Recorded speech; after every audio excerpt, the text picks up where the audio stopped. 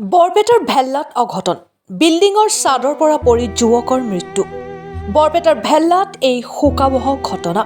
4 মহলীয়া বিল্ডিঙৰ ছাদৰ পৰা পৰি মৃত্যু ভেল্লাৰ এজন যুৱকৰ। কিছু সময় পূৰ্বে সংঘটিত হৈছে এই মৰ্মান্তিক ঘটনা। মৃত যুৱকজনৰ নাম কামাল হাছান ওৰফে টুটু। পেছাত এগৰাকী ব্যৱসায়ী আছিল কামাল হাছান। নিজ ঘৰৰ বিল্ডিঙৰ নিৰ্মাণ কাৰ্য চাবলৈ বিল্ডিঙৰ ওপৰলৈ উঠিছিল কামাল হাছানে। তাৰ পিছতে হঠাৎ পিছল খাই 4 মহলীয়া ছাদৰ পৰা বাগৰি পৰে মাটিত। ঘটনা সংঘটিত হোৱাৰ লগে লগে বৰপেটাৰ ফখৰুদ্দিন আলী আহমেদ মেডিকেল কলেজ হস্পিটেলত ভৰ্তি কৰোৱা হয় যদিও চিকিৎসকে মৃত বুলি ঘোষণা কৰে।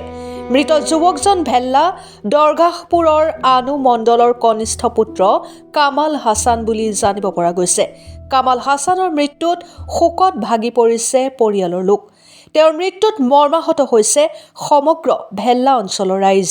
ভেল্লা গাঁৱৰ উদীয়মান যুৱ ব্যৱসায়ী কামাল হাছানৰ মৃত্যুত বৰপেটা জিলা গৰিয়া জাতীয় পৰিষদৰ তৰফৰ পৰা গভীৰ শোক প্ৰকাশ কৰে।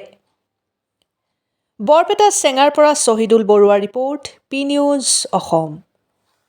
তেওঁৰ ঘৰত RCCৰ কাম চলি আছিল। আমি প্ৰায় 2 মিনিটমান আগতে এক্সিডেণ্ট 2 মিনিটমান আগতে আমি 2-3 মিনিটমান হ'ব আমি কথা পাতিছিলোঁ বাটতে।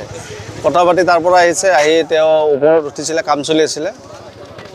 আমি শব্দ পালোঁ, চিঞৰ বাখৰ শব্দ পালোঁ। শব্দ পাই দৌৰি আহিলোঁ। দৌৰি আহোঁতে তেওঁ তলত পৰিছে। তাৰ পৰা তেওঁক আমি ধৰি পেলাই গাড়ীত উঠাই দিলোঁ। উঠাই মেডিকেল গৈ পেলাই মেডিকেলৰ পৰা খবৰ আহিল যে তেওঁ মানে মৃত্যু হৈছে বুলি। তেওঁ নাই আৰু এনেকুৱা এটা খবৰ আহিছে। তেওঁৰ আজি সিহঁতে তিনিটালৈ বনাইছিলে, ওপৰত হেডৰ কাম চলি আছিলে।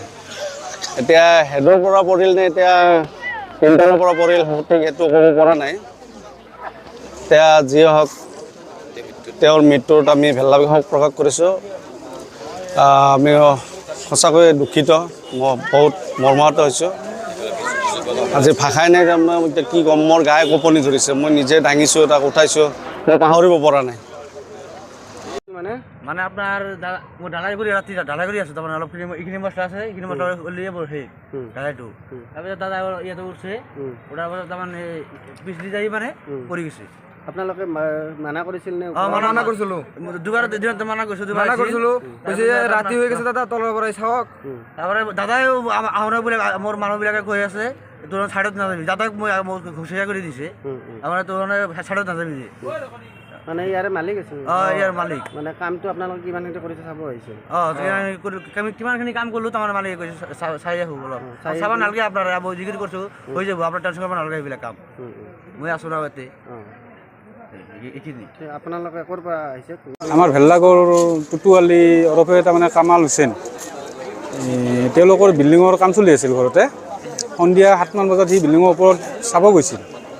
চাব যাওঁতে ভৰিখন শ্লিপ মাৰি কেনে সি পৰি বৰপেটা ফখৰুদ্দিন আলী আহমেদ হস্পিটেলত লৈ যায়।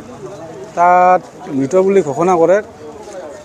তেখেতৰ মৃত্যুত আমি ভেল্লাবাসী গাঁও সকলোৱে মৰ্মাহিত হৈছোঁ। ইয়াত বাহিৰে আৰু কি ক'ম আৰু, মানে ক'ব লগাটো ভাষা নাই।